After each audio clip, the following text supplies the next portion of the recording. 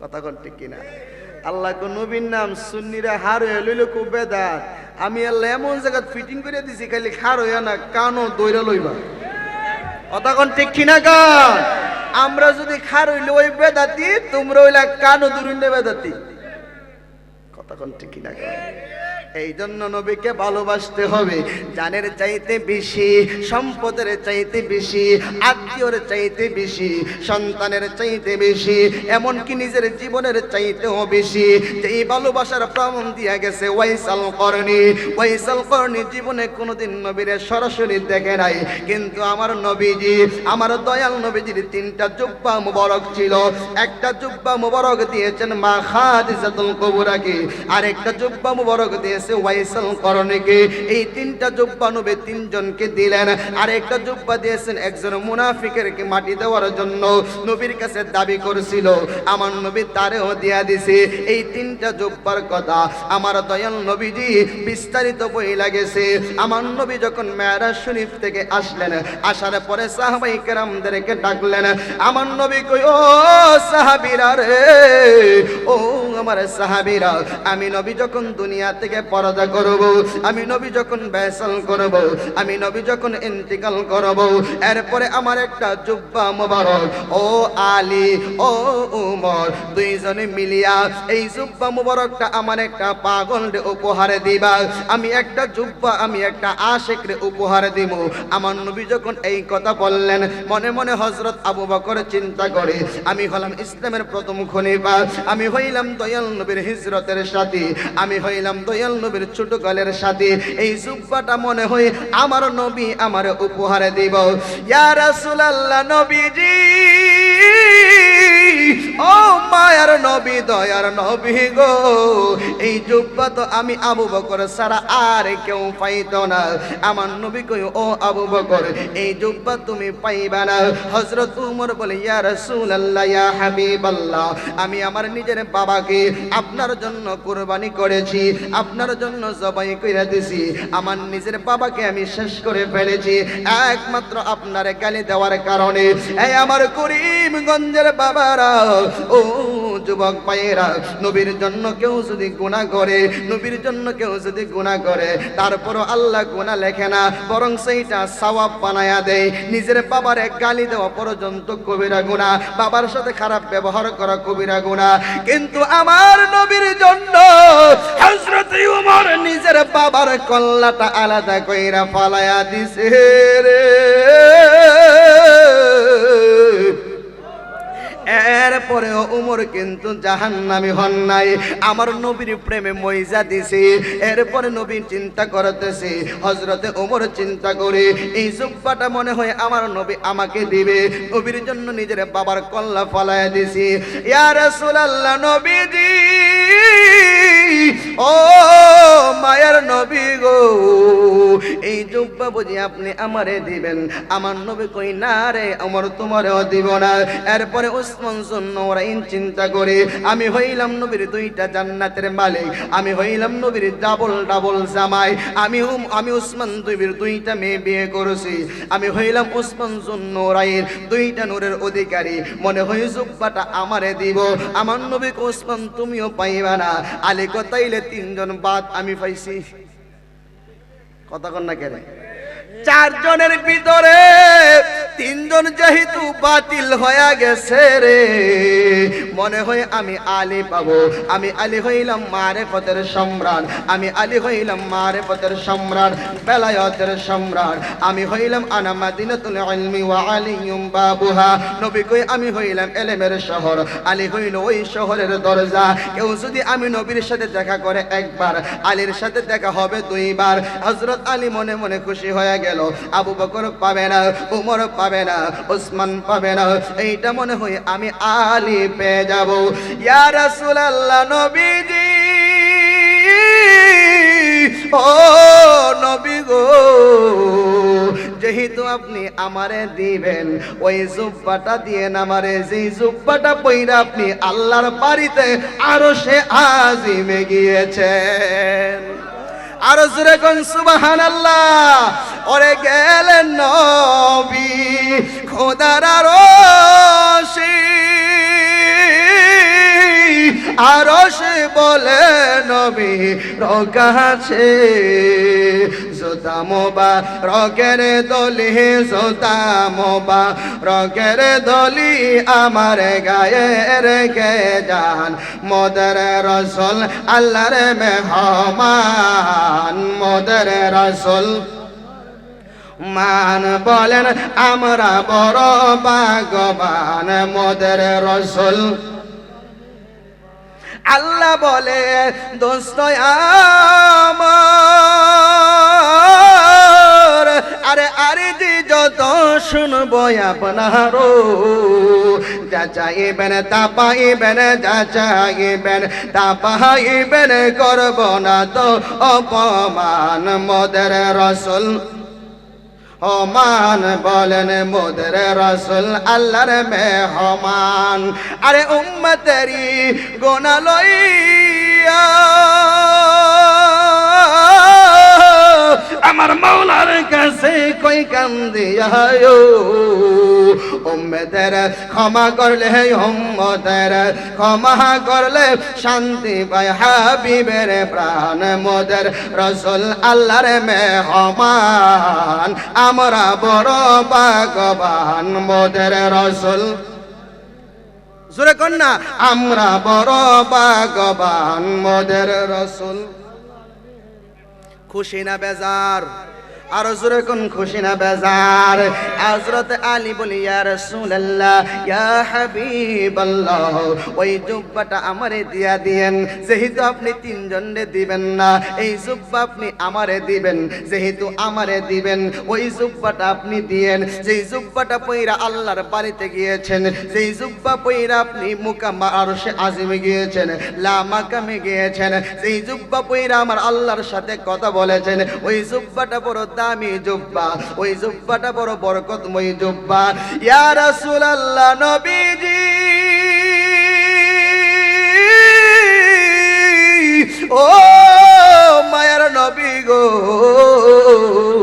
আমি আলীর জীবন ধন্য হয়ে যাবে যদি আপনার ওই জুব্বাটা আমি আলী পাই বলেন সুবহানাল্লাহ আমার নবী কই আলী তুমিও পাইতা না আর জোরে কোন না না না এই আওয়াজ ওয়াজ বাদ তাইলে হ্যাঁ রসাইতেছে ওয়াজ বাদ হয়ে যাক তাবারক দেখ তাহলে জোরে কোন ঠিক কিনা কোন নবী যখন কইছে আলী তুমিও বাদ সাইরো সাহাবী কো আমরা সিতে আপন জুব্বা দেওয়ার মতো লোক তো আমরাই দেশে দিই না বুঝতাম না নবী কারে দিব নবীজি বললেন উমর আলী এদিকে আসো এই জুব্বাটা আমার একটা আশিক আছে আমার একটা পাগল আছে যার নাম হলো ওয়াইস আল করনি আর জোরে কন্যা হযরত আলী কো ইয়া রাসূলুল্লাহ ইয়া হাবিবাল্লাহ নবীজি গো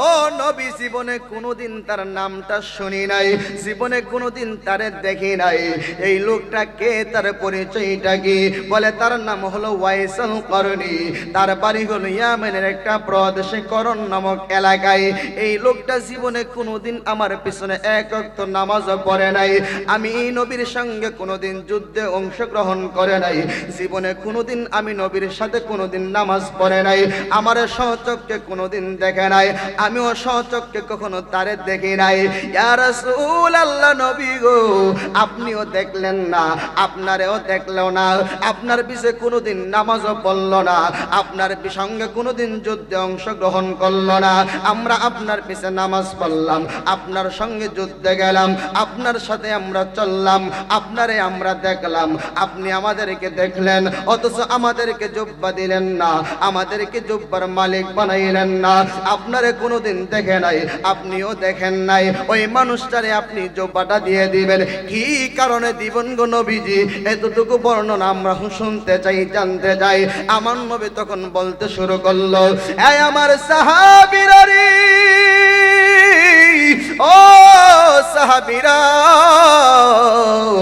এমন একটা পাগল রে, যে পাগলটা করোনায় থাইকা শুনছে আমি নবী উহুদের ময়দানে দান মুবারক শহীদ হয়ে গিয়েছি, আমি নবীর একটা দান মুবারক শহীদ হয়ে গিয়েছে।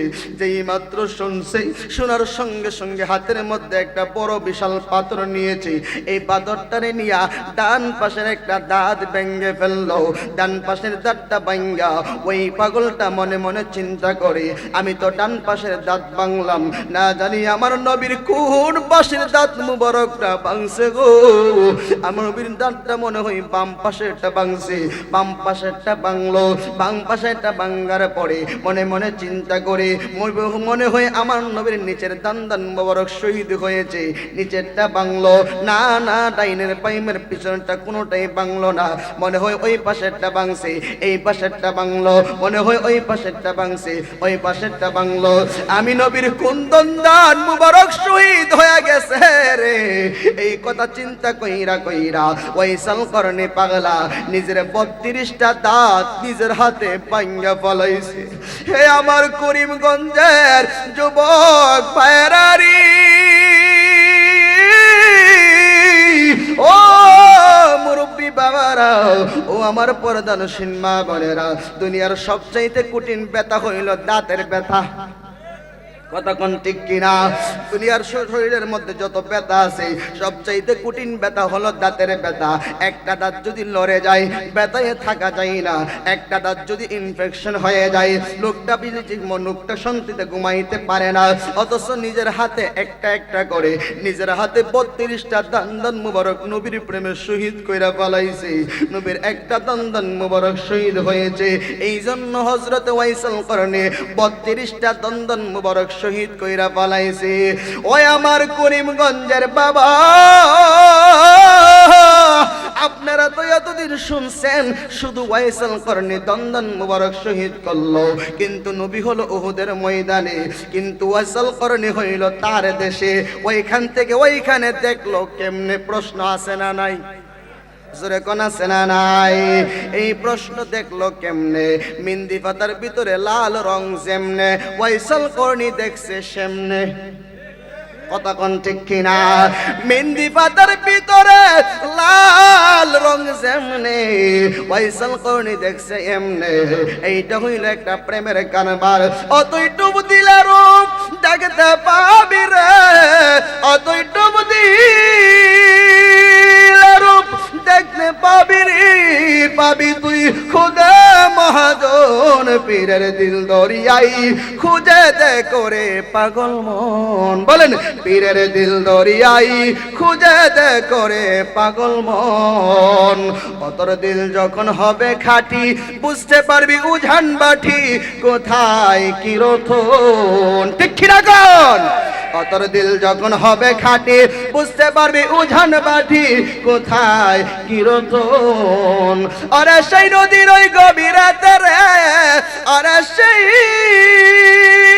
নদীর ওই গভীরাতে রে আচ্ছা কত মনি মুক্তায় আর রতন। পীরের দিল দরিয়ায় খুঁজে দে করে পাগল মন, পীরের দিল দরিয়ায় খুঁজে দে করে পাগল মন। কথা কোন ঠিক কিনা? এ করিমগঞ্জের বন্ধু ও যুবক ভাইরা, ও আমার পর্দানসীন মা বোনেরা, হযরত ওয়াইসাল করনি ওই কলবের চক্ষু দিয়া দেখছি। আমার নবীর সচক্ষে না দেখলেও কলবের চক্ষু দিয়া দেখতে কোনোদিন ভুল করে নাই। 32টা দাঁত ভাঙ্গা ওয়াইসাল করনি অজ্ঞান হইয়া জমিনের মধ্যে পড়ে আছে। আমার নবী কই সাহাবীরা রে, ও সাহাবীরা, তোমরা তো যুদ্ধের ময়দানে গেছো, যুদ্ধ করেছো, আমি নবী স্বয়ং উপস্থিত ছিলাম, আমাকে তোমরা দেখেছো। দেখা মরণের কষ্ট সরে গেছে, শরীরের কষ্ট সরে গেছে, দুনিয়ার সব ব্যথা সরে গেছে। কিন্তু ওয়াইসাল করনি জীবনে কোনোদিন দেখলো না, না দেখা 32টা দান মুবারক সে নিজে নিজে শহীদ কইরা ফালাইল। আমি নবীর ইন্তিকালের পরে ওয়াইসাল করনি রে, এই জুব্বাটা আমি নবীর পক্ষ থেকে উপহার দিবা, হাদিয়া দিবা, তুহফা দিবা। সুরে কোন সুবহানাল্লাহ, আরো সুরে কোন সুবহানাল্লাহ।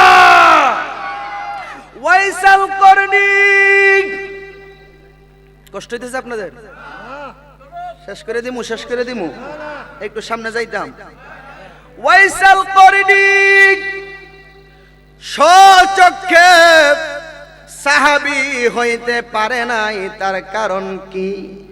এক নাম্বার কারণ হলো সে তার মায়ের খেদমত করত, মাকে বড় ভালোবাসত। বুড়া একটা মা ছিল, ওই মাটারে রাইখা নবীর কাছে দেখা করতে আসলে মায়ের খাবারের কষ্ট হবে, মায়ের গোসলের কষ্ট হবে, মার ঘুমের কষ্ট হবে। এই জন্য ওয়াইসাল করনি নবীকে দেখার জন্য সরাসরি আসে নাই। ওয়াইসাল করনি তার মায়ের কাছে বলে, ও আম্মা গো, আমার নবীকে আমি দেখতে চাই। মা বললেন, বাবা যত কষ্টই হোক তুমি আমার নবীকে একবার সচক্ষে দেখিয়ে দেখে আসো। ওয়াইসাল করনি রওনা করলেন নবীকে দেখার জন্য। যেই মাত্র রওনা কইরা মক্কা থেকে মদিনা পর্যন্ত, ওয়াইসাল করন শহর থেকে মদিনাতে যখন চলে আসলেন, আমার নবী মা আয়েশাকে ডাক দিলেন, আয়েশারি, ও আয়েশা, ও আয়েশা, আমি নবী মক্কা মদিনা থেকে দূরে চলে যাচ্ছি, আমার একটা আশেক আসবে, আশেকটারে দেখে মনে হবে না বেশি ভালো, চুলগুলি তার এলোমেলো, শরীরের মধ্যে ভালো কোনো পোশাক নাই, দেখতে বড় সুন্দর না, তার সাথে কিন্তু কেউ খারাপ ব্যবহার কইরো না। ওই পাগল আয়েশা আমি নবীর জন্য পাগল হয়ে যাবে, কিন্তু তার সাথে কেউ খারাপ ব্যবহার কইরো না, তার পাগলামিতে কেউ বাধা দিও না। ওই পাগলটা আমি নবীরে দেখলে সহ্য করতে পারবে না। আয়েশারি, এই জীবনে এই পৃথিবীতে দুইজন মানুষ আমি নবীর হাকিকত জানে, একজনে দেখা সহ্য করতে পারছে, তার নাম হযরত আলী, আরেকজন দেখলে সহ্য করতে পারবে না, কলিজা পেটে মারা যাবে, তার নাম ওয়াইসাল করনি। আমি চলে যাই, ওয়াইসাল করনি আমারে দেখলে বাঁচতে পারবে না, জীবন দিয়া দিবে আমি নবীর জন্য। জোরে কোন সুবহানাল্লাহ। এই জন্য ওয়াইসাল করনি নবীর সঙ্গে দেখা হলো না, কিন্তু আমার নবী আশিকের খবর রাখে কি রাখে না? জোরে কোন রাখেনি? আমার নবী আশিকের জন্য জুব্বাটা দিয়ে দিলেন। হযরতে ওমরকে বললেন, হযরতে আলীকে বললেন, এই জুব্বাটা তারে উপহার দিবা, আর দুইটা কথা বলবা, সেজন্য আমি নবীর উম্মতের জন্য আল্লাহর কাছে কোনো ক্ষমা চাই, কিছু উম্মতের জন্য যেন মাফ চাই, আমার উম্মতের জন্য দোয়া করে। আমি নবী এই দুইটা আবদার তোমাকে দিলাম, জুব্বাটা দিবা আর আমার উম্মতের জন্য ওয়াইসাল করনির কাছে দোয়া চাইবা। বলেন সুবহানাল্লাহ। পাইলে নিরালাই গো নবী, পাইলে নিরালাই, বলেন পাইলে নিরা। না না না, এই আওয়াজ নাই, আওয়াজ ছাড়া ওয়াজ মজা না। হ্যাঁ অনেকক্ষণ হয়েছে না, হয় একটু দূর হয়ে গেছে, মনে করছে দূরে থাকলে তো ফ্যাম ভালোবাসা কম থাকে না, একটু কাছাকাছি আচ্ছা হ্যাঁ থেকে একটু মহব্বতে কর না। পাইলে নিরালাই গো নবী, পাইলে নিরালাই, বলেন পাইলে নিরা। আমি দুই কদমে চুমু দিব, দুই কদমে চুমু দিব, চরণ ধুলি মাখব গায়ে, পাইলে নিরা লাই গো নবী, পাইলে নিরা লাই, পাইলে নিরা। ওয়াইস করনি পাগল ছিল, নূর নবীজির জুব্বা পাইল, আরে ওয়াইস করনি পাগল ছিল, নূর নবীজির জুব্বা পাইল, 32,000 পাইগা দিল নবীর লাইগায়, পাইলে নিরালাই গো নবী লাই, বলেন পাইলে নিরালাই গো নবী, পাইলে নিরালাই। আমি দুই কদমে চুমু দিব, দুই কদমে চরণ ধুলি মাখব গায়ে, পাইলে নিরালাই গো নবী, পাইলে নিরালাই, পাইলে নিরা। জোরে কোন সুবহানাল্লাহ। বন্ধুরে আমার, আমার নবী যখন হযরত আলীকে আর হযরত উমরকে এই দুইটা কথা বললেন, এক নাম্বার কথা হলো জুব্বাটা উপহার দিবা, দুই নাম্বার কথা হলো আমার উম্মতের জন্য বলবা ফয়সাল করনি যেন দোয়া করে। এই দুইটা কথা বইলা জুব্বাটা দিয়ে গেলেন। আমার নবী যখন ইন্তিকাল করলেন, হযরত আলী আর হযরতে উমর দুইজনে মিলিয়া আমানত নিয়ে দৌড়াউনা হয়ে গেল করণ নামক এলাকাতে। চইলা গেল অনেক দূরে ইয়ামেন দেশে। ইয়ামেন দেশে যাইয়া ইয়ামেনীদের কাছে প্রশ্ন করতেছে, এই দেশে ওয়াইসাল কারণী নামে কোনো পাগল আসেনি? হযরত উমর হযরতে আলী সপ্তাহের পরে সপ্তাহ চলে গেল, মাসের পরে মাস চলে গেল, কেউ তার পরিচয় দিতে পারে না। তখন ওনারা মিলে একটা মজলিসের আয়োজন করে, যেই এলাকাতে যাই ওই এলাকাতে নবীর সাহাবীরা মজলিসের আয়োজন করে, তারা বয়ান করবে। অসংখ্য মানুষ জমে, বয়ানের ভিতরে বলে, তোমাদের মধ্যে এমন কোন পাগলের সন্ধান আসেনি যেই পাগলের নাম হলো ওয়াইসাল করণী? এই পাগলটা আমাদের দরকার। এমন ভাবে যখন প্রত্যেক দিন ওয়াজ করে আর বলতেছি, হঠাৎ করে একদিন একদল মানুষ দাঁড়াইলো, হুজুর আমাদের এলাকাতে একজন পাগল আছে, নাম হলো ওয়াইসাল করণী, না নাম হলো ওয়াইচ্চা পাগলা। কি পাগলা? কি পাগলা? ওয়াইচ্চা পাগলা নামে তারে চিনি, কিন্তু ওয়াইসাল করণী যেইভাবে আপনি বললেন, নবীর সাহাবী মদিনা থেকে দুইজন সাহাবী তারে খোঁজ করতেছে এতদিন ধইরা। এত গুরুত্বপূর্ণ ব্যক্তি কিন্তু সে না, সে হইল সাধারণ একটা পাগল। তারে আমরা দেখলে অনেক সময় টিটকারি করি, অনেক সময় মস্কারি করি, অনেক সময় আমরা ঢিল মারি, কিন্তু ইয়া রাসূলুল্লাহ নবী গো, এই পাগলটা দিনের বেলা মাত্র একবার জঙ্গলা থেকে বাহির হয়, আর সারা দিনের ভিতরে বাহির হয় না।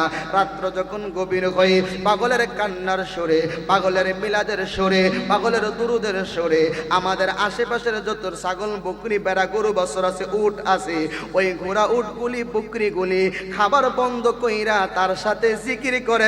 বলেন না সুবহানাল্লাহ। আলী কই উমর, ও উমর, পাইয়া গেছি রে, ওই পাগলই বুঝি আমার নবীর পাগল।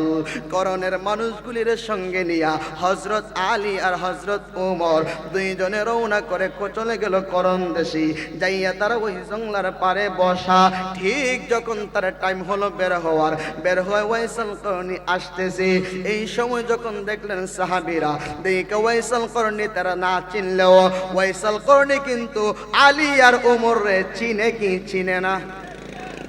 জোরে বলেন না। কষ্ট হইতেছে নাকি? তাইলে একটু মহব্বত এখন চিনেনি।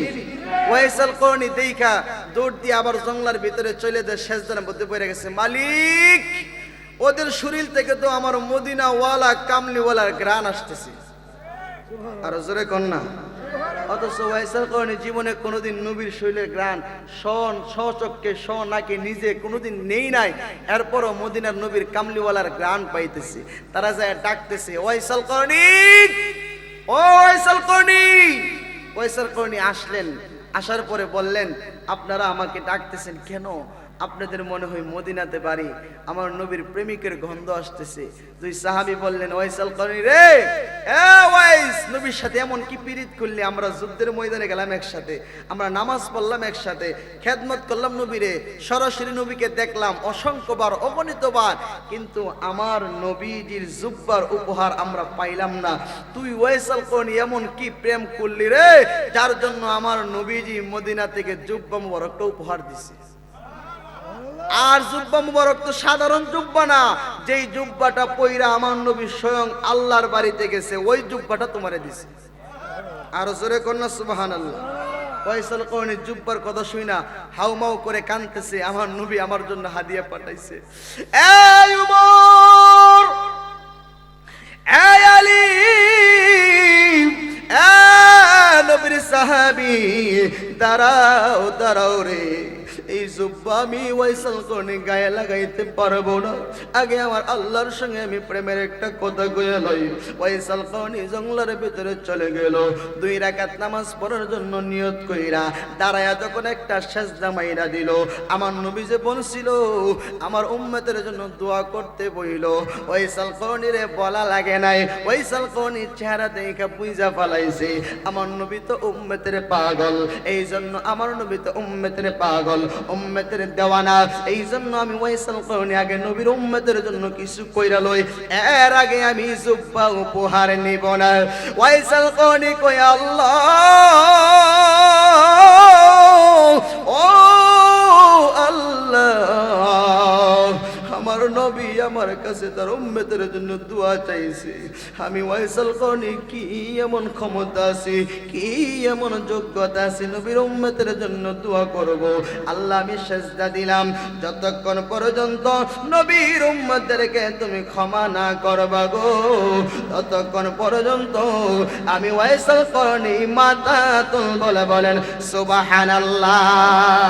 ওয়াইসাল করনির কই কথা শুনে আমার আল্লাহ ওয়াইসাল করনির কাছে ইলহাম জারি করে দিলেন, ওয়াইসাল করনি রে যাও যাও, আমার নবীর উম্মতের ভিতর থেকে আমি 70,000 উম্মতদেরকে আমি মাফ করে দিলাম, বিনা হিসাবে হাসরের ময়দানে জান্নাত দিয়ে দিব, তুমি এখন মাথা তোলো। ওয়াইসাল করনি তোলে না, ও আল্লাহ যদি তুমি 70,000কে ক্ষমা করো আরো তো কোটি কোটি কোটি কোটি থাকবে, তাদেরকে ক্ষমা করবে কে? এরপরে বলে ও আল্লাহ আরো ক্ষমা করো, নবী বললেন আরো 70,000, আমার ওয়াইসাল করনি চলবে না। এদিক দিয়ে উমর আর আলী জুব্বা নিয়ে জুব্বা উপহার নিয়ে তারা অপেক্ষা করতেছে, আর ওয়াইসাল করনি মালিকের সাথে প্রেমের কালেকশন লাগায়া দিছে। আল্লাহ গো ও মালিক, যখন তোমার কেউ ছিল না তখন ছিলাম আমি, এখন তোমার সব হয়েছে পর হয়েছি আমি। যেই নবীর জন্য সব বানাইলা ওই নবীর উম্মত যদি সবাইরে মাফ করে দাও, কেউ তো তোমারে কোনো কিছু বলতে পারবে, কেউ তোমারে কিচ্ছু বলতে পারবে না, তাহলে তুমি কেন ক্ষমা করবে না? আমি ওয়াইসাল করনি আজকে বললাম নবীর উম্মতদেরকে ক্ষমা করো। আল্লাহ 70,000 70,000 70,000 বলে ঠিক আছে, 1 আনা, এরপরে 2 আনা, এরপরে 3 আনা, এরপরে 4 আনা, এরপরে 5 আনা, এমন ভাবে 12 আনা উম্মতদেরকে আমার নবীর উম্মত গুনাহগারদেরকে ওয়াইসাল করনি ক্ষমা করাইয়া ফলাইছে। আমার আল্লাহ ওয়াইসাল করনি রে ও ওয়াইসাল করনি মাথা তুলো, মাথা তুলো, 12 আনা মাফ করছি, মাত্র আর 4 আনা আছে। বলে আল্লাহ তাও নবী মানত না, নবী তো একটা উম্মত রাইখা জান্নাতে যাইতো না, যেরকম ঠিক কিনা? আরে যখন কিছু নাহি ছিল, যখন কিছু নাহি ছিল তখন তুমি কোথায় ছিলা? কে বুঝে তোর লীলা দয়াল, কে বুঝে তোর লীলা? নিজের রূপ করিয়া গোপন আরে মোহাম্মদ নাম করলা সৃজন, উদ্দেশ্য করিতে সাধন মানুষ বানাইলা, ঠিক কিনা গণ? নিজের রূপ করিয়া গোপন আরে মোহাম্মদ রূপ করলা সৃজন, উদ্দেশ্য করিতে সাধন মানুষ বানাইলা। আরে ফেরেশতার কি আছে শব্দ মালিক,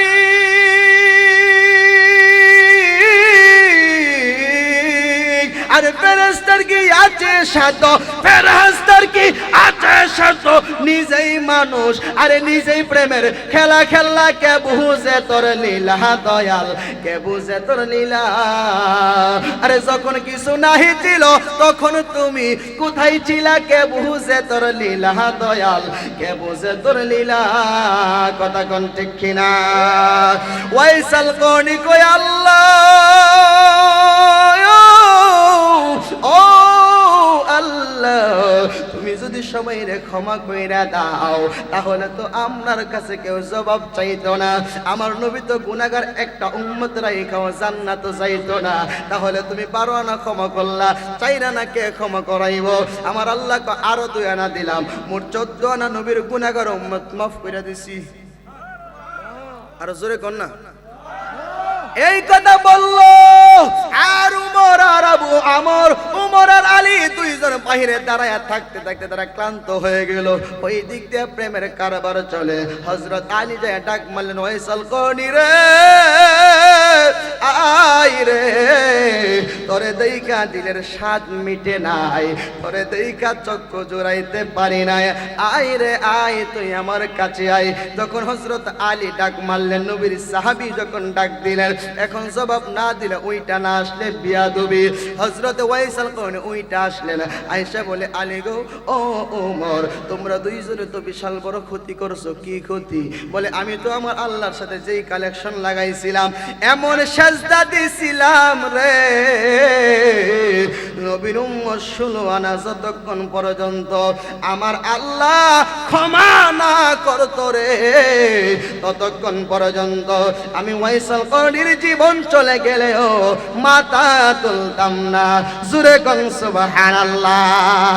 আল্লাহর হাবিবে মদিনায় কান্দে আসেন রোয়া যায়, যাইয়া দেখো মুমিন ভাই, যাইয়া দেখো ভাই। বলেন, আল্লাহর হাবিবে মদিনায় কান্দে আসেন রোয়া যায়, যাইয়া দেখো ও মুমিন ভাই, যাইয়া দেখো। আরে আদম যখন মাটি পানি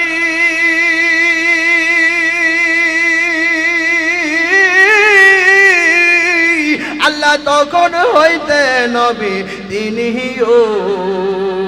আরে আদম যখন মাটি পানি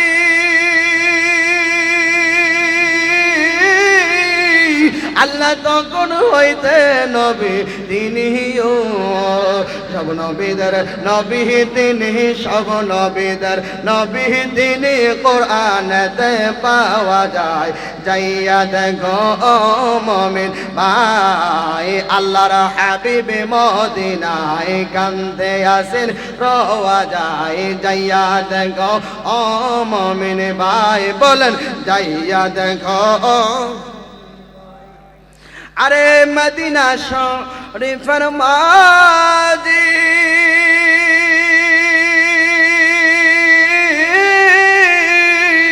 আরে বেহেশতের কি বাগান আছে, আসেনি আসেনি আসেনি। আরে মদিনা শরীফের মাঝি আরে বেহেশতের কি বাগান আছে, ঝলমলায়া উড়ে নিশান, ঝলমলায়া উড়ে নিশান, কি বা সুন্দর দেখা যায়, যাইয়া দেখো ও মুমিন ভাই, যাইয়া দেখো। ইনে ভাই আল্লাহর হাবিবে মদিনায় কান্দে আসেন রোয়া যায়, যাইয়া দেখো ও মুমিন ভাই। খুশি না বেজার? খুশি না কষ্ট হইছে? কষ্ট হইছে নাকি? তাইলে একটু মোহাম্মতে দরুদ পড়ুন। আল্লাহুম্মা সাল্লি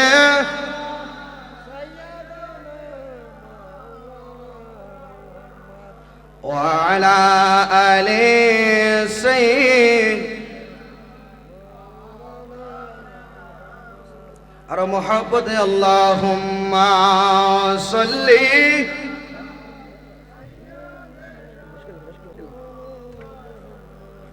ওয়ালা আলি।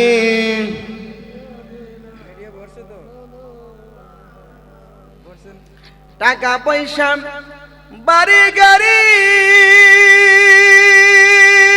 যতই করো বাহাদুরি, আরে খাটবা লঙ্ক জমিদারি, সবই যাইবা থুইয়ারে মন কারে যায় বাদিয়া।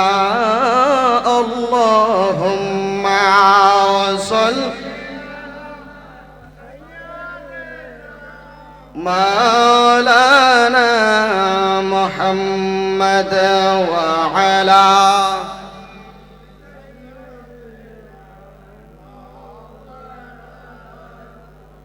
জোরে কোন আল্লাহু আকবার।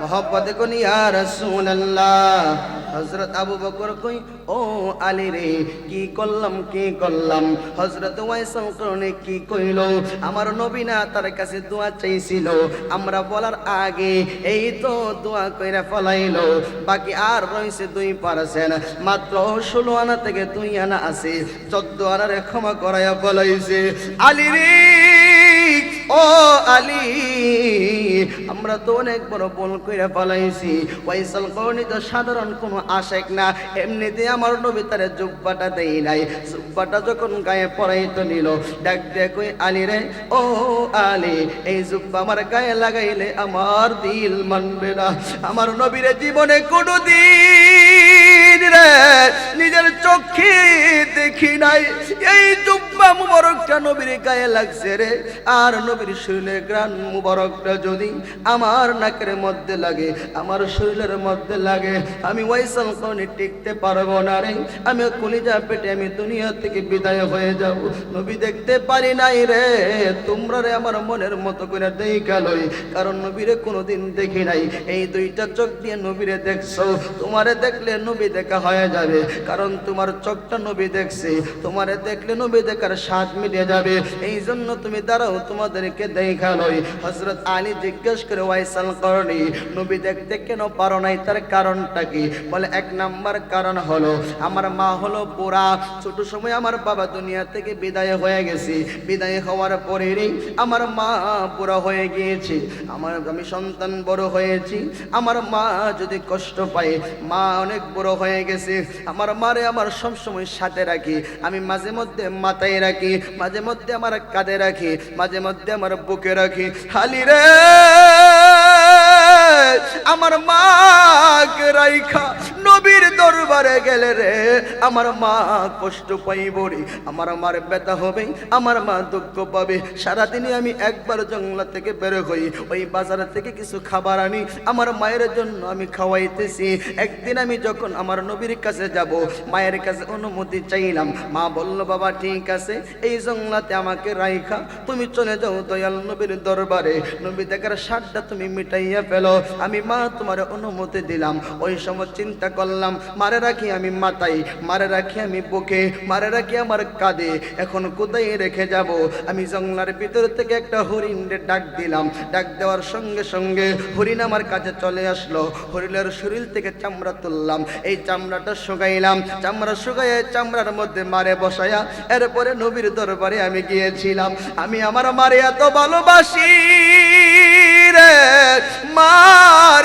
এত খেদমত করে আমার মা তাহাজ্জুদের নামাজ পইরা রে আমি ওয়াইসাল করনির জন্য দোয়া করি আমার আল্লাহ আমার কলবটা এত প্রশস্ত করে দিয়েছে আমার কলবটা এত বিশাল করে দিয়েছে আমি যখন চক্ষুটা বন্ধ করে নবীর জন্য ধ্যান করে সঙ্গে সঙ্গে আমার নবী সহশরীরে আমার সামনে হাজির হয়ে যায় যখন আল্লাহু আকবার মায়ের খেদমত করাতে করিমগঞ্জের বাবা ও করিমগঞ্জের যুবক ভাই তুমি তো তোমার মারে ভালোবাসো না তুমি তো তোমার মায়ের খেদমত করো না তুমি তোমার মা বাবার সাথে সম্পর্ক ভালো রাখো না তুমি কয়েকটা টাকার মালিক হলে তুমি বিয়েটা করার পরে সংসার থেকে আলাদা হয়ে গেলে আর আব্বা আম্মার খবর থাকে না আব্বা আম্মার সাথে ভালো ব্যবহার করো না আব্বা আম্মার খাবার দিতে তোমার পছন্দ হয় না তুমি যখন বিয়ে করো তোমার বউর কথা তুমি চলো বউর জন্য সব আনো ছেলে মেয়ের জন্য বাজার করো শ্বশুর বাড়িতে মিষ্টি নাও কিন্তু মা বাবার ঘরে 500 বারে যাই না মা বাবার ঘরে কখনো মিষ্টি যাই না মা বাবার কখনো ঘরে ভালো কোনো খাবার যাই না অথচ তুমি ঠিকই ভালো খাবার খাইতেছ তুমি তোমার মা বাবার সাথে খারাপ ব্যবহার করতেছ এই আমার করিমগঞ্জের যুবক যুবক ভাইরা আমি কাউসার আহমেদ আরিফ রে আজকে তোমার পায়ের মধ্যে হাত রাইখা বলে যায় জীবনে কোনোদিন মারে পুরো বেটি বইলা গালি দিও না বাবারে কখনো পুরো বেটা বইলা গালি দিও না তুমি জানো নি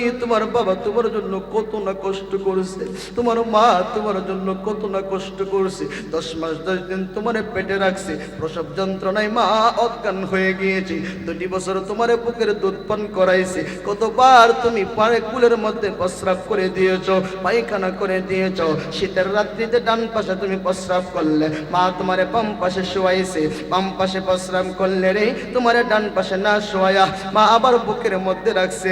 মা নিজে বিছানার বিছার মধ্যে শুয়ে গেছে, গোয়েমতের মধ্যে শুয়ে গেছে, কিন্তু তুমি সন্তানের ঠান্ডা লাগবো মা বুকের উপরে রাখছে। সারা রাত কত কষ্ট করছে। তুমি তোমার সন্তান যখন হবে, যেই দিন তুমি লালন পালন করবা, ওই দিন তুমি বুঝবা।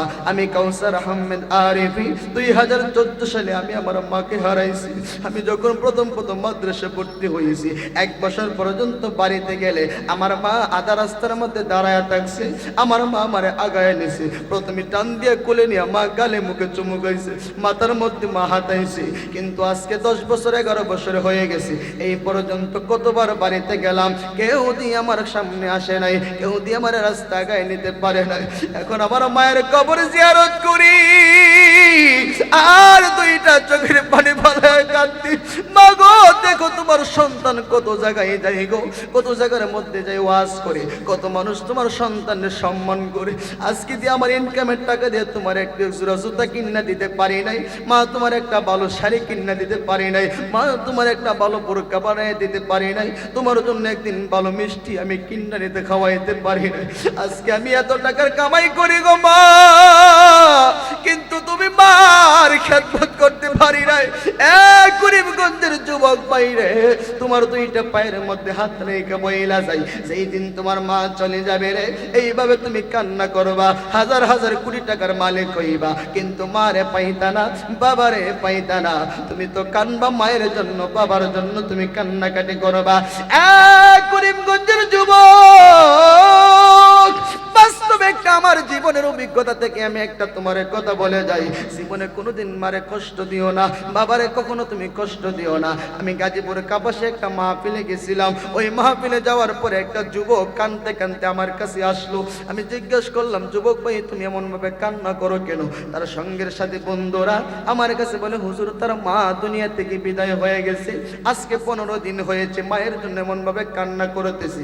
আপনিও যুবক মানুষ, সেও একটা যুবক মানুষ, তারে আপনি একটু বোঝাইয়া দেন, তারে একটু আপনি আদর করে দেন, মার জন্য পাগল হয়ে কান্না করে। আমি জিজ্ঞাসা করলাম, যুবক ভাই রে, এই পৃথিবীতে তো মানুষ চিরদিন বেঁচে থাকে না, সবার বাবা মা একদিন দুনিয়া থেকে বিদায় হয়ে যাবে। আমার মা ছোট সময় দুনিয়া থেকে বিদায় হয়ে গেছে, মার জন্য এমন ভাবে কান্না কইরো না, মার কবরটা শুধু মাঝে মাঝে জিয়ারত কইরো, মার জন্য দান সদকা কইরো, মার জন্য গরিব গঙ্গালরে খাওয়াইও, তাহলে মার রোহটা কষ্ট পাবে না, শান্তিতে থাকবে, মা তোমার প্রতি সন্তুষ্ট হয়ে যাবে। যুবক ছেলেটা কয়, হুজুর হুজুর, পৃথিবীর সকল মা দুনিয়া থেকে বিদায় হয়ে যাবে একদিন আমি জানি, কিন্তু আমার জীবনটা একটু ভিন্ন রূপ হয়ে গেল।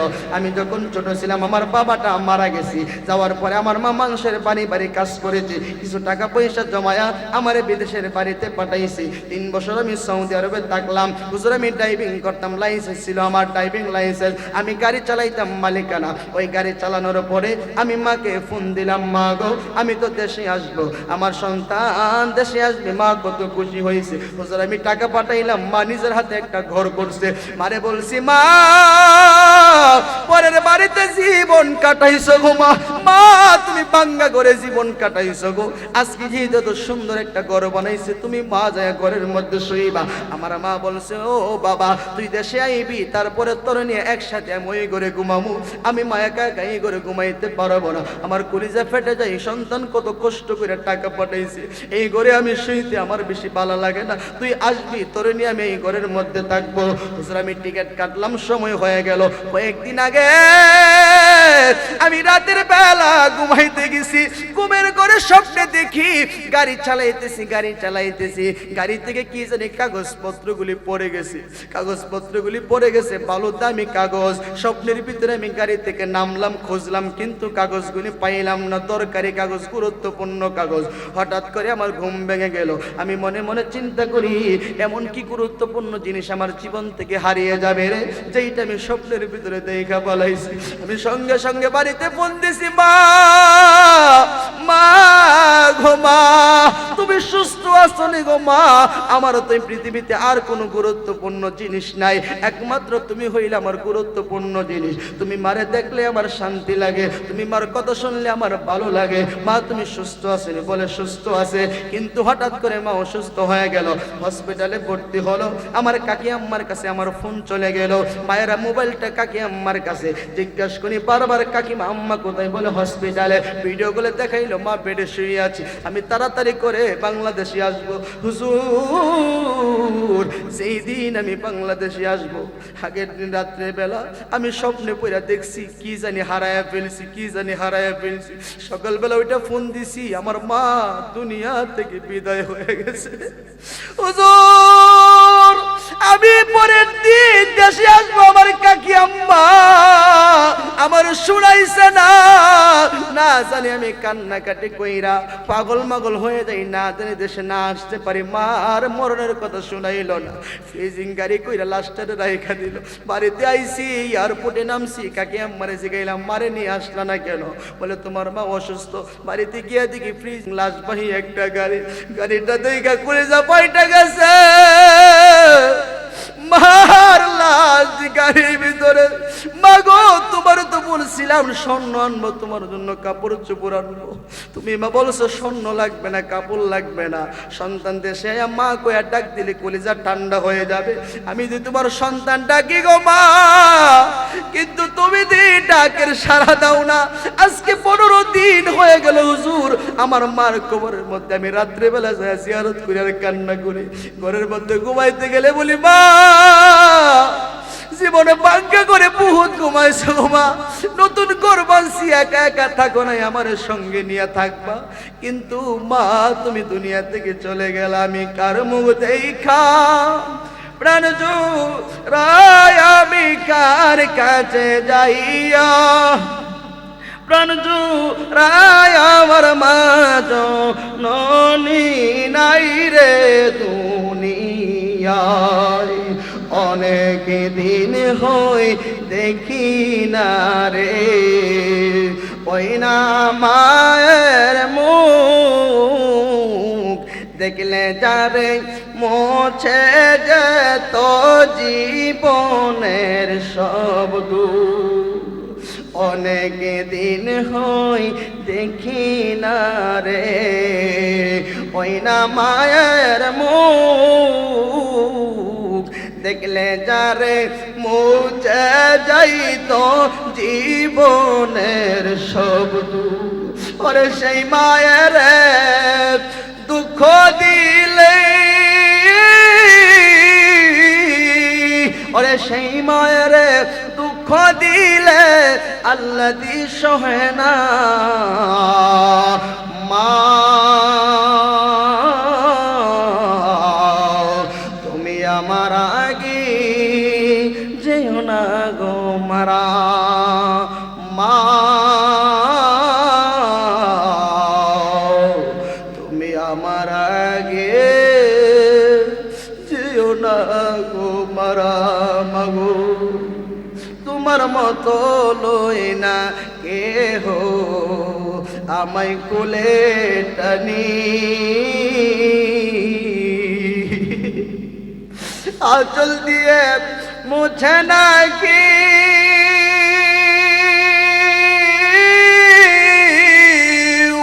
আঁচল দিয়ে মুছে না কেউ আমার চোখের পানি। হায়রে মা জননী আমার, হায়রে মা জননী। কথা কোন ঠিক কিনা? মায়ের খেদমত দরকার আছে না নাই? মার সেবা করা দরকার আছে না নাই?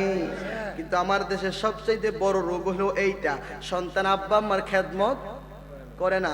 এই রোগটা সবচাইতে বেশি, আব্বা আম্মার কথা সন্তান শুনে না। এই যে আমার দেশের সিস্টেম হলো, ছেলেটা যখন বিয়ে করে 20 বছরে আব্বা আম্মা বুঝলো না কেমনে ছেলেরে বড় লোক বানাইবো। 6 মাসের কালে শ্বশুর আর শাশুড়ি বুঝালা মেয়ের জামাইরে কেমনে কোটিপতি বানাইবো। কথা কন না কেরে কি করে? এই কুবুদ্ধি দেওয়া শুরু করে যে রে তোর জামাইরে কস না, বেটার কি আর সংসার আদি পারতো না, 5.5 বছর কি এমনই থাকবো, বেটার কে জীবু ছেলে মেয়ে হইতো না, যা কামাই করে সব যে খালি দিয়ালা গুদ ফাইলালা। এই বুদ্ধি একদিন 2 দিন 3 দিনতে 1 মাস 2 মাস 3 মাস পরে চিন্তা করে টি হইতো আমার শ্বশুর শাশুড়িকে খারাপ কথা কইছে, এই কথা চিন্তা করে হ্যাঁ বাইবা দেখছে টেয়া পয়সা সবের দরকার, 19-20 খালি খুঁজে কোন সময় কাজটা লাগ ধরবো। বাপে একটু 19-20 করলোই আমি যখন বালা না আমার জুদা করে দাও, বাপে আমার পুত্রে তো কইলো জুদাও না, সিটটা কো যাইয়া যা তোর মতোর পুত্র দরকার নাই। বাপে সিটটা কইছে এবারে সব কিছু কাটি কুটি লিয়ে আলাদা করে আয়া পড়ছে। বউ কানে কানে অসুবিধা নাই কাজে পড়ছো, লাভ হয়েছে। লাভটা কি? বলে আমরা ঘরের চাউল সব বাঁচবো, তুমি যাবে গা ডাহা আমি যাবো গা বাপের বাড়ি, খাওয়ান দেখবা লাগতো না, সব চাইল বাঁচবো। কথা কন না কেরে? হ্যাঁ ডাহা জায়গা বোরে বাইর বাদ দিয়া ডাহা গিয়া কামাই করে সব বোর বাদ পারা, হেনতে আবার টেহা কামাই বেড়া বিদেশ জায়গা, বিদেশ গিয়া সব অ্যাকাউন্ট বোর নামে, বাড়ি করছে হর বাদ, গোর করছে হর বাদ, ক্ষেত রাখছে হর বাদ। দেশ হওয়ার পরে বউ খালি তারা নারে করে, পরে তারা নারে করো গেলে কেউ সাবি গেলাম আমার তোর তারা নারে করলে খালি যাওগা। মিশা কথা কইছি? ও মা তুমি জোয়ান কালে তুমি তোমার শাশুড়ি থেকে আলাদা থাকবার চাও, বুড়া খালে ফুতার সাথে একসাথে খাইবার চাও, হইব কেমনে? কথা কন না কেন? জোয়ান যখন আছে বিডি তখন চিন্তা করে খালি কেমনে হরির সারা আলাদা থাউন যা, আর যখন একটু বুড়াও তখন চিন্তা করে কেমনে পুত্র বললো মিল্লা খাইয়া বাচ্চা চলুন যা। তো তুমি যদি জোয়ান কালে হরি খেদমত করো তাহলে তোমার পুত্র বউ তো তোমার খেদমত। কথা কন না কেন? এ মা, ও করিমগঞ্জের মা যারা সজাগ আছে শুনো, আগামীকালকে তোমার সঙ্গিনী তোমার বান্ধবীরে বইলা দিও যে কাউসার আহমেদ আরিফি বইলা গেছে, তুমি মা যদি ভালো না হও, তুমি মা যদি সন্তান পেটে রাইখা শ্বশুর এবং শাশুড়ি খেদমত না করো, স্বামীর কথা মতে না চলো, পর্দায় না থাকো, কোরআন তেলাওয়াত না করো, নামাজ রোজা না পড়ো, হজ যাকাত না করো, পর্দা পুশিদা পাক পবিত্র না চলো, তোমার পেট থেকে কিন্তু এই পেট হইল একটা কোম্পানি, একটা ফ্যাক্টরি। ফ্যাক্টরি যত ভালো হয় মাল তত ভালো হওয়ার সম্ভাবনা থাকে। সন্তান জন্মদের ফ্যাক্টরি মায়ের পেট, এটা যত ভালো থাকবো ছেলেটা তত ভালো হইব। কথা কন না কেন? আর যদি সন্তান পেটে নিয়া স্টার জলসা জি বাংলার কিরণমালা দেহে, আর যদি মনে করেন গান ছবি হিন্দি মুভি দেহে, দেখবেন এই বিডির পেট থেকে তো শাহজালাল আল্লাহর উলির মতো শাহজালাল আসবেই না, বরংস সালমান শাহ আইতো পারে। কথা কন না কেন? এই আমরা কি শাহজালাল চাই নাকি সালমান শাহ? যদি শাহজালাল, অনেকে চুপ করে রয়েছে, হেবেড়াতে চিন্তা করতেছে আমরা সালমান চলে অসুবিধা নেই, বড় নায়ক। সালমান শাহ দরকার আছে নাকি? কি দরকার আমাদের? শাহজালাল। যদি শাহজালাল চান তাহলে মারে পর্দায় ঢুকান, শাহজালাল চান বিবিরে পর্দায় ঢুকান, শাহজালাল চান আপনার মেয়েরে পর্দায় ঢুকান, শাহজালাল চান আপনার বোনের পর্দায় ঢুকান। যেই পেট থেকে শাহজালাল আসছে এটা বেপর্দা পেট না, কোন বেপর্দা নারীর পেটে শাহজালাল জন্ম নেই না। মা তোমার সন্তান পেটে রাইখা তুমি যদি কোরআন তেলাওয়াত করো, নামাজ পড়ো, তাহাজ্জুদ পড়ো, তুমি তাসবিহ পড়ো, স্বামীর খেদমত করো, শ্বশুর শাশুড়ির সাথে ভালো ব্যবহার করো, তোমার পেট থেকে এই বাংলার জমিনে করিমগঞ্জের জমিনে আবারও আল্লাহর ওলি শাহজালাল আসবে। কথা কোন ঠিক কিনা?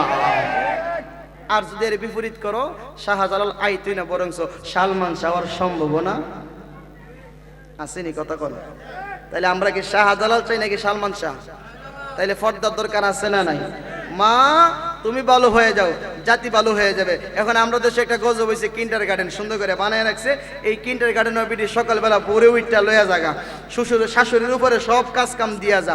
যখন বিটির প্রত্যেকদিন কাজ কাম করে, একদিন করছে না, পরে ওই ফোন দিয়ে জামাইরে ক, বিদেশ থাকে তো, জামাইরে ফোন দা ক তোমার পুতে শিক্ষিত, তোমার মা সানা তোমার মতো মূর্খই বানাইতো চা। কেরে কি হইছে? ও কি হইছে? আমি তোমার পুত্রে কিনতে কাটন লইয়া যাই, শুধু মানুষ যাইতে না 1 লাখ লাখ এন্দা আয়া দিয়ে কাজ কাম সব আমার লাগে ফলাইতে হলে, এর মানে তো বুঝছি তোমার আম্মা বেশি একটা চা না, তোমার পুত্র শিক্ষিত, তোমার মতো মূর্খই বানাইতো চা। আচ্ছা আসলে কি মা এটা চা? কথা কন না কেরে? মা অসুস্থ, একদিন করছে না কাজ, এর লেগে বিডি ফোন দা কয়ে দিছে ফুতেরে মার কাছ থেকে আলাদা করবার লেগে। আছে না নাই? না না আপনার এলাকাত নাই, না না না না বাবার এই মেয়ে দেখবো কইলাম, বাদ গেলে ধরবো কইলাম, সাক্ষী দিয়ে যাইতেছেন। হ্যাঁ আসেনি আসেনি। এই রোগ যদি আপনার ভিতরে তাহে তাহলে আপনি বুঝবেন আপনার মারে দূরে সরাইছেন মানে আপনার বউ। কথা কোন মিশা কথা?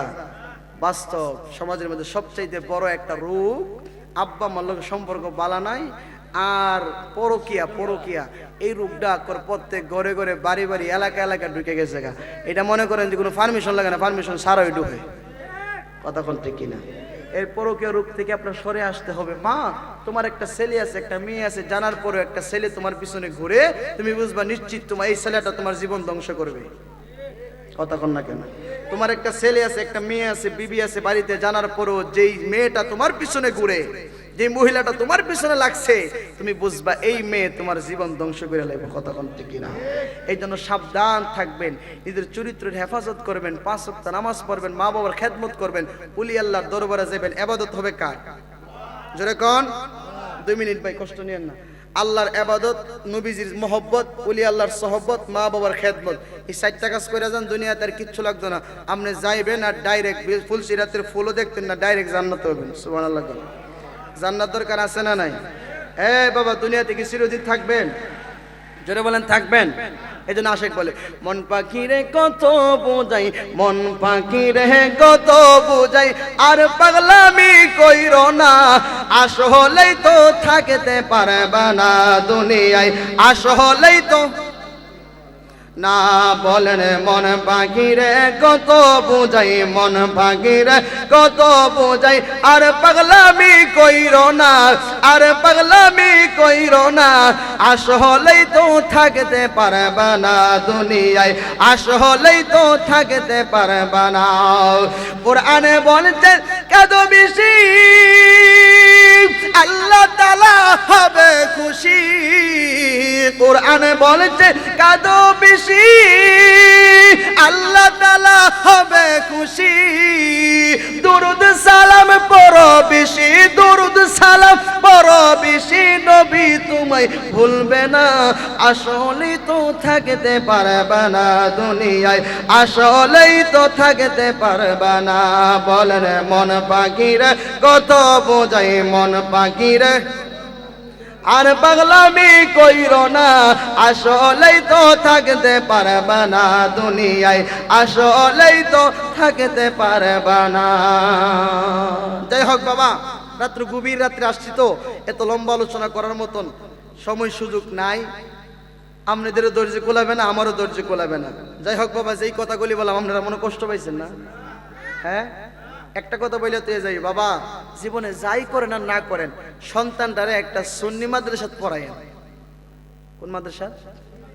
জোরে কোন? এখন আমনে কইবেন হুজুর সুন্নি আর আমনের মাদ্রাসা, হেরার মাদ্রাসা, সব মাদ্রাসা তো এক মাদ্রাসা হই, এক মাদ্রাসা হই। বেশ কমটা কি জানেননি?